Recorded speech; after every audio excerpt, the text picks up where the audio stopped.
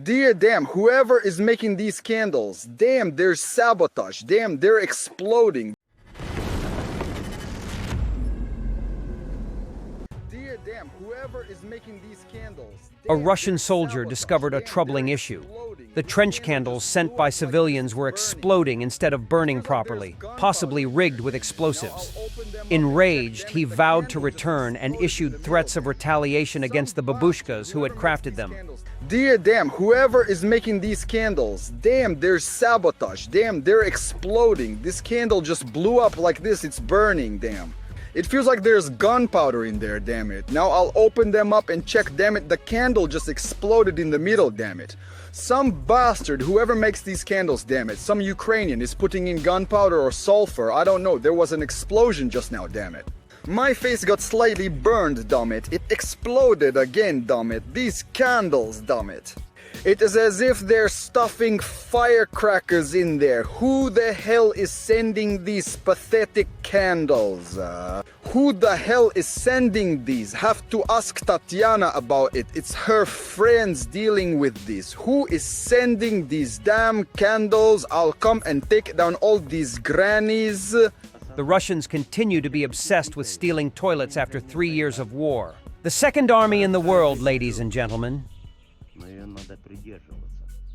The U.S. forced the Ukrainian Armed Forces to allow the 30,000-strong Russian group to retreat from Kherson in peace, writes Bob Woodward after talking to U.S. officials in the book War.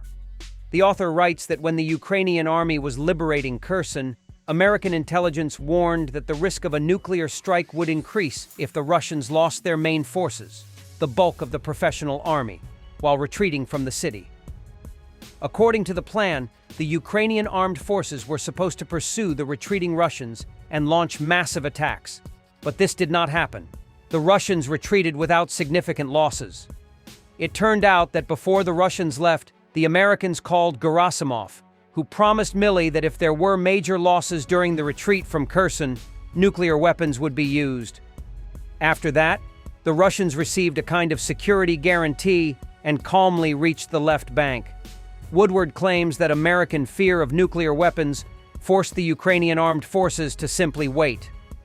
The first photos have appeared confirming that the defense forces are armed with Shield AI MQ-35A VBAT drones resistant to Russian electronic warfare. They, the UAV operators, started from about 40 kilometers from the front, flew 100 kilometers past the front line of troops, and then found these 11 Buk air defense systems, targeted them, and called in HIMARS fire, said Brandon Seng, president and co-founder of Shield AI, which produces the VBAT UAV.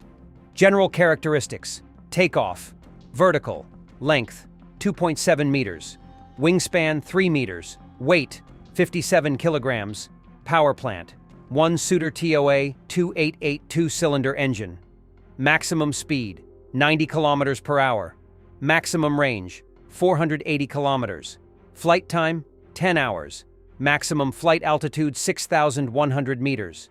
The UAV is equipped with electro-optical mid-wave infrared cameras. Heavy fuel oil from Russian tankers sunk during a Black Sea storm could reach Odessa's shores, warns Navy spokesperson Dmytro Pletenchuk. The current flows from Crimea along Ukraine's coast toward Bulgaria and Romania.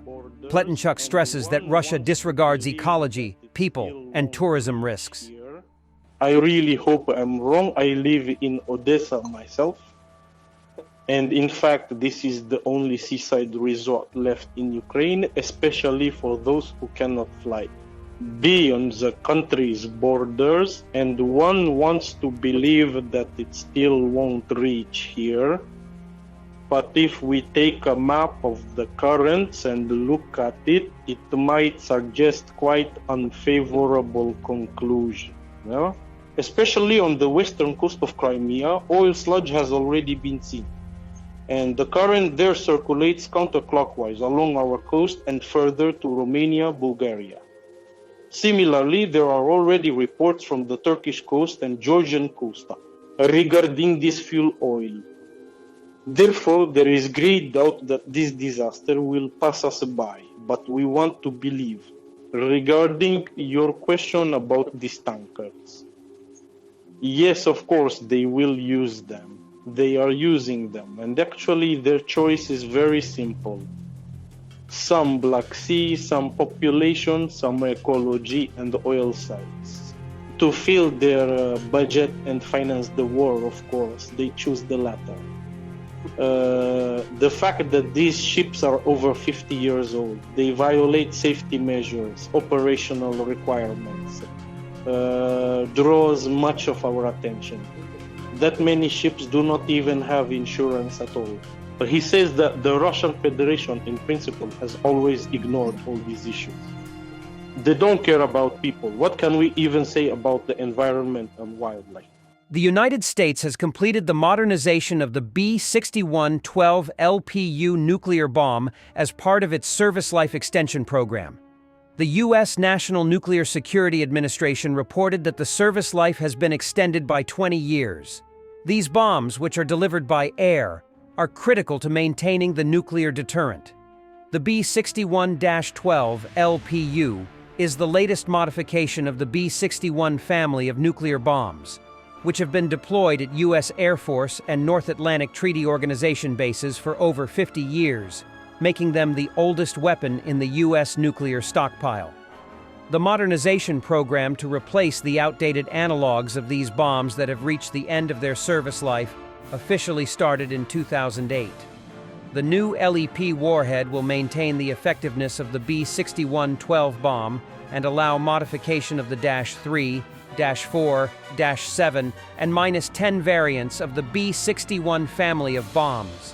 As indicated, the modernized LEP bomb has less power than the previous model, but greater accuracy due to the modified tail fin, which allows the projectile to plan from a high altitude to the target. The United States will launch the production of the B-61-13 bomb, which will use the production capacity of the B-61-12 bomb. The launch of the B-61-13 bomb is scheduled for fiscal year 2026. As noted by U.S. military experts in their comments on the modernization of the U.S. nuclear arsenal, in the coming decades, all nuclear weapon systems and their delivery systems will be replaced with newer versions. Today, the United States has a stockpile of approximately 3,708 warheads, unchanged from the previous year. Of these, only about 1,770 warheads are deployed, while approximately 1,938 are in reserve. In November, the United States test-fired a Minuteman III intercontinental ballistic missile. Thanks for watching, and don't forget to subscribe. Also, if you want to support Warthog Defense, please become our member and get early access to new videos, exclusive members-only videos, and become administrator in comment section. The membership link is in the description. Rescues every day. We had a guy last week at 6 rescues in 6 days. You know, he's doing the job every day.